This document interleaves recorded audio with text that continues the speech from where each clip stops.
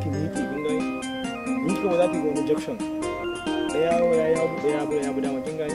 sai ki ban dama zaki ƙara miƙewa ne stick akwai wani junction a gaba akwai mutane a gurin in ya so kin je sai ki sami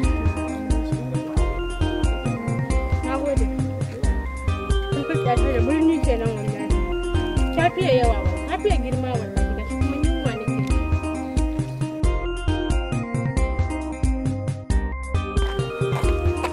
yawware muke sarwa dan Allah ku bani na naira biyar ba abu mune siyarwa ba muna allurar foliyo ko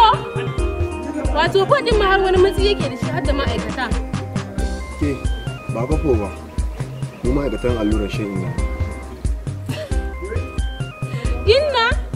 wato sunan inna ma ba a ƙauye muka iya tsaya ba har a cikin birni ma lallai kam ba fa sunan mutum bane sunan wata cuta ce da ke addaba ƙananan yara tana shige musu bangare na jikinsu kin gane waran kwata tannatsa inna sai na tona mata asiri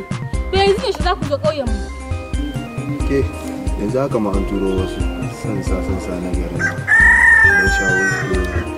matsalar to yanzu dai bari in je in gano kawo in zo in koma ƙauye in je in ga yadda za a ƙale da inna